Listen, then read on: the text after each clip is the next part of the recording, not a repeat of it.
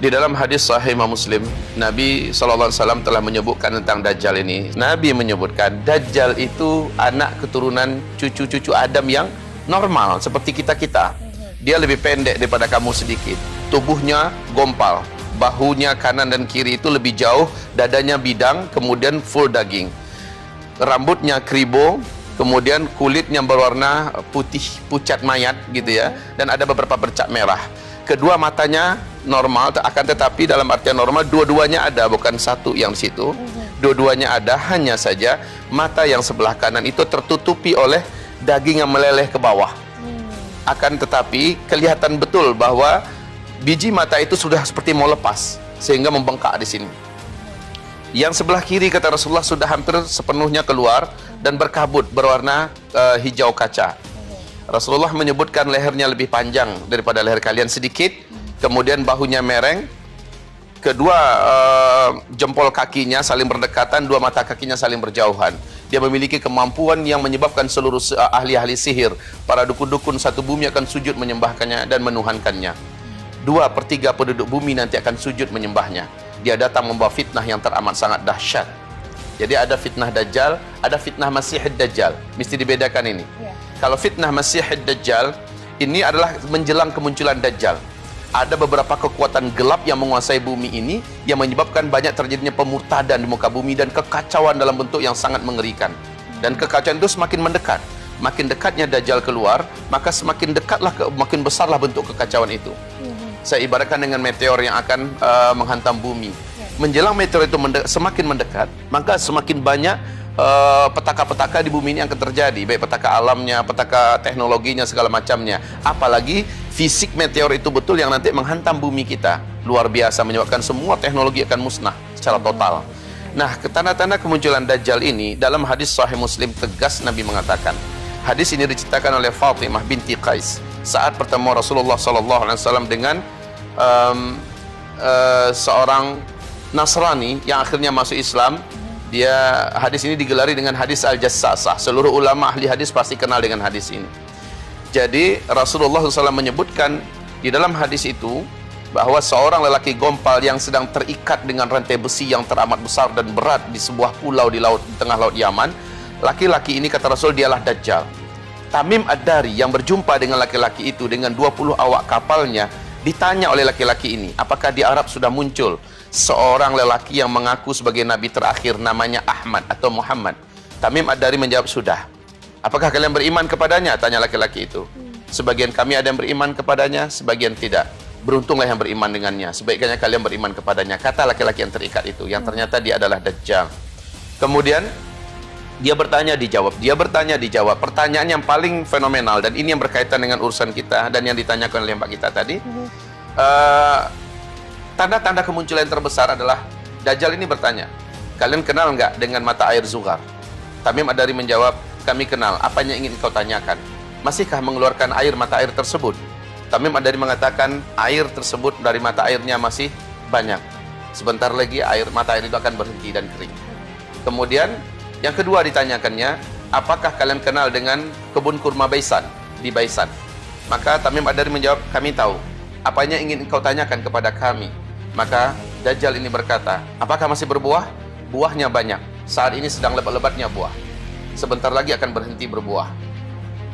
Kata laki-laki ini, yaitu Dajjal. Kemudian dia bertanya, apakah kalian tahu dengan Danau Tiberias?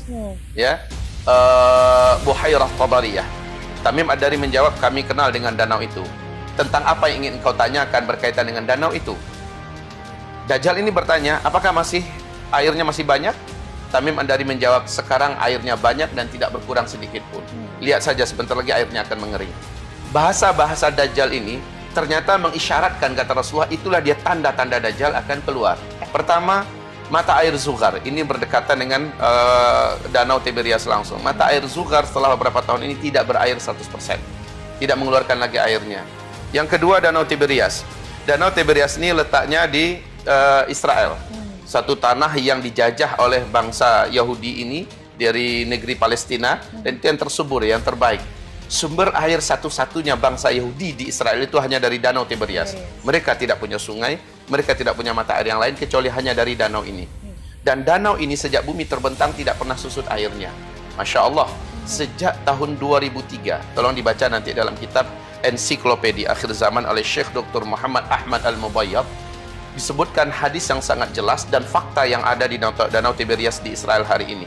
Sejak 2003 sampai 2013, hanya dalam rentang 10 tahun saja, Danau Tiberias yang permukaannya dengan dasar itu kedalamannya hanya 45 meter ya, telah susut 16 meter. Artinya lebih 30% menyusutnya. Itu 2013. Sehingga 2012 secara resmi pemerintahan Israel mengumumkan di televisi nasional mereka kepanikan global, kepanikan nasional, bahwa sumber air satu-satunya buat mereka yaitu Danau Tiberias terus mengalami penyusutan. Akhir 2015 danau ini bagian yang paling menonjol dari dasar setelah kelihatan seperti pulau kecil di permukaan. Maknanya apa? Semakin menyusut. Akhirnya pemerintah Israel sekarang memutuskan bahwa sumber air ke depan itu adalah air laut yang disuling. Ya, artinya danau ini juga sudah betul-betul sudah mengalami masa yang disebut oleh Rasulullah dalam hadis ini. Ketiga adalah kebun kurma Baisan. Kebun kurma Baisan ini letaknya di perbatasan antara Yordania dengan Palestina. Kebun kurma Baisan ini sejak 6 tahun belakangan buahnya rusak dan mengalami penyusutan dalam jumlah jumlah buah itu sangat menyusut sekali. Tapi 2 tahun terakhir kebun kurma Baisan sudah tidak berbuah 100% dan batangnya pun cenderung layu dan mati. Tanda-tanda fitnah Dajjal kita telah sebutkan tadi ya, yang besarnya itu. Kemudian untuk tanda-tanda yang lain kita sudah melihat bagaimana persiapan masing-masing negara memunculkan simbol-simbol Dajjal. Bahkan kata Rasulullah tidak ada satu kota pun di bumi ini melainkan Dajjal pasti masuk ke dalamnya. Dan setiap Dajjal masuk ke dalamnya, orang-orang yang ada di dusun, di kampung, yang ada di lembah, di bukit, seluruhnya akan turun menuju titik di mana Dajjal berada. Dan mereka saat itu sudah butuh dengan Dajjal. Mereka saat itu sudah sangat merindukan kedatangan Dajjal. Manusia di bumi merindukan kedatangan Dajjal. Why? Kenapa? Karena memang saat Dajjal itu keluar, kelaparan sudah melanda bumi sejak 3 tahun berturut-turut. Bumi akan mengalami paceklik dan kemarau yang sangat ekstrim secara 3 tahun berturut-turut. Dan ini hadisnya Sahih Bukhari dan Muslim.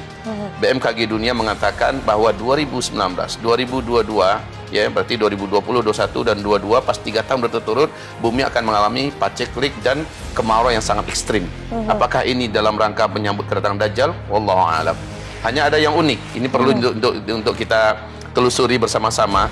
TV Arab mengumumkan pada tahun 2004 ya, mengumumkan bahwa telah lahir seorang bayi laki-laki Palestina. Ini perlu juga untuk kita sebutkan. Berkenaan apakah ini berita sahih atau tidak, ya itu kita lihat kepada faktanya saja di lapangan. Hanya saja Nabi mengatakan, nanti satu-satunya manusia yang tidak mampu ditaklukkan oleh Dajjal adalah seorang remaja laki-laki. Dia tidak mau sujud kepada Dajjal. Padahal siapapun manusia kalau jumpa dengan Dajjal, bertatapan dengan Dajjal, imannya menguap dan dia akan kafir kepada Allah, dia akan sujud menyembah Dajjal. Nabi haramkan umatnya jangan ketemu Dajjal. Tapi remaja ini aneh. Saat berjumpa dengan Dajjal dia tegar seperti biasa, imannya tetap membara di dada. Dajjal berkata kepadanya, kenapa kamu tidak mau sujud kepada saya? Lihat manusia semuanya menyembah saya. Apa kata remaja itu? Ciri-ciri tentang engkau sudah saya baca dalam hadis Nabi dan engkau adalah Dajjal. Haram bagi saya sujud kepada engkau, saya hanya akan sujud kepada Allah.